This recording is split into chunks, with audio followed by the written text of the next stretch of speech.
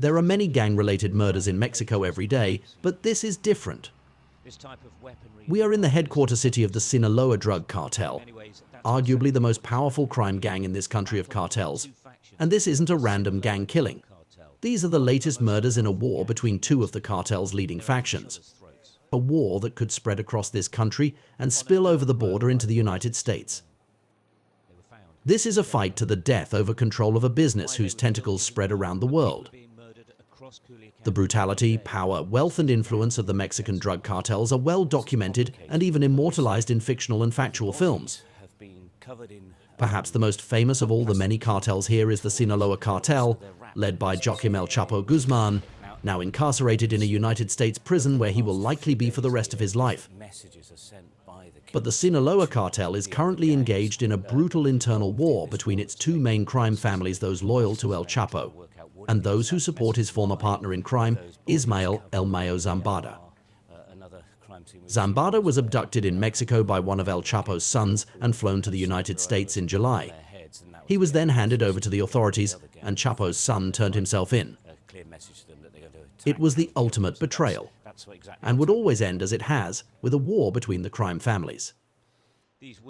I've come to Culiacan, the capital of Sinaloa state, and the headquarters of the cartel, to assess what might happen here in the coming days, weeks, months, and even years, as the families battle for control of this multi-billion-dollar business synonymous with efficiency and cold-blooded execution of this business model. I found myself at the latest crime scene, a double murder, another cartel gang killing. It is daily now. A heavily armed column of state police rumbles through the streets in a neighborhood in the city's east. They're providing extra security around the crime scene. The type of weaponry and armor the police are using is the type of thing you see in wars. The army is here too, guarding the perimeter. On a small dirt road lie the bodies of two men who were found at daybreak. They are face down, next to each other. One of the men's arms has been placed around the other, both are barefoot. One of them has a small blanket across his body and a green plastic bag covering his face. Children's toys have been placed on top of them. Why they were killed isn't known, and why whoever killed them decided to leave them in this position is also unclear. But people are being murdered across Culiacan every day as this gang war intensifies. And many times at these crime scenes, the killers will leave a message, in this case, the toys. A group of women, clearly upset, arrive at the scene. The two dead men haven't been identified yet, but the police say the women could be family, or they could have missing relatives, and they've come to see if it's them. This level of brutality hasn't been seen for years in Culiacan. The Sinaloa State Police commander in charge of the scene tells me that when the violence flares up, everyone across this city, this state, and even further afield is affected. Whenever there are high-impact violent events, and they are generalized in the city or in different parts of the state, it is very possible that there will be social and economic impacts, Commander Jacobo Guerrero said. Because businesses close, people can't go out, and there are impacts of that nature. Forensic officers arrive, painstakingly assess the scene of the crime. They inspect the bodies, photograph them, and try to ascertain how the men were killed. Eventually, the bodies are zipped into bags, loaded into a white van, and taken away. Two more murder investigations added to a growing list.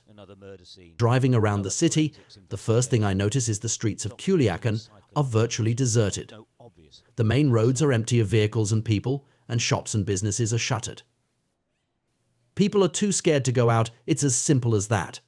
And many of them tell me it's quieter now than even at the height of the COVID pandemic. I've reported on the Sinaloa cartel and its activities for over a decade. The cartel is actually a conglomeration of different crime families and crime gangs. Sometimes those involved are happy to talk, but getting access is extremely hard, and we had to exploit our contacts and history of reporting from here to arrange a meeting in Culiacan. We were allotted a time and a place to meet a cartel sicario, a hitman senior enough to speak for his leadership. He ushered me into a house in a dimly lit street, past their ferocious dogs snapping at us through iron bars of security gates. Inside, he explained we were in a safe house for the sicarios where they plan their hits on rival gang members. The man, who called himself Tony, was originally a member of the Chapo crime family, but he says they were taking such a large cut from his drug smuggling business that he decided to join the Mayo family because they're more fair. To be honest, the problem here in Sinaloa has been extortion, charging people to work, charging shops, not letting people work freely, he explained to me. I mean, when I started working in the cartel, I could do my job freely, and right now I can't work or I have to pay 80% to work. They're making me pay to work, I have to pay to work in the cartel. We were joined by another masked sicario who didn't give a name, false or otherwise. What was clear from the start is that they consider themselves caught up in war that would cost the lives of many, even their own. No one is indispensable in this business. In this business, one person is killed, and there is another one ready to take their place, the second man told me. They both insist that this could go on for 1, 2, or even 3 years, and that until the score is settled, it simply won't end.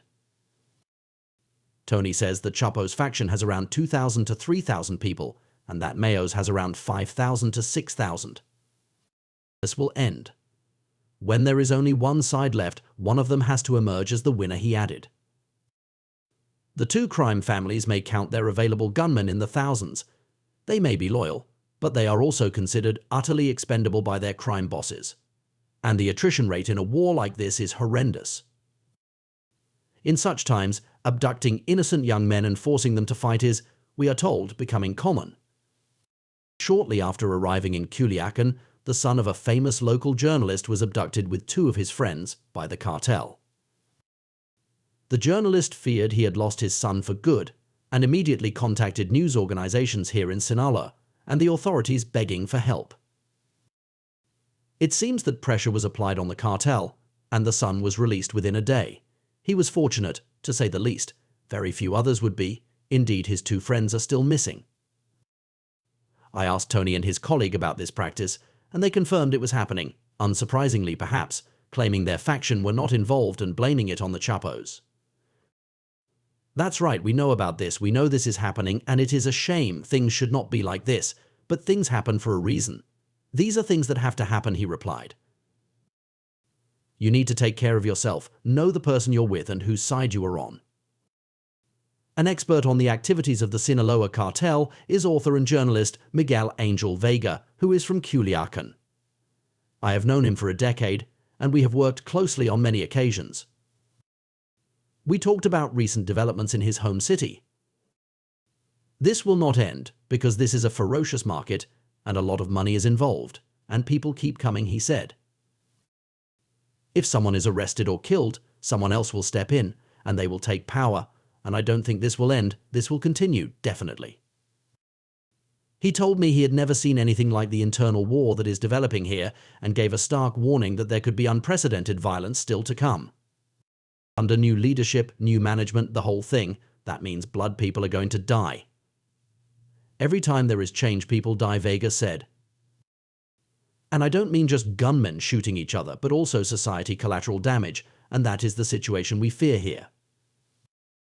Sometimes the security forces themselves get caught in the middle. The morning we arrived, a military convoy had just been engaged by a convoy of cartel men traveling through town in 4 armored vehicles. It's unclear who fired first, but a firefight broke out between the 2 convoys. The cartel gunmen abandoned one of their armored vehicles, its windscreen and body riddled with bullets. A soldier was killed in the battle. I watched on as investigators photographed his weapons, still visible on the road where he died. Another murder scene. Another forensic investigation, documenting a cycle of violence with no obvious end in sight.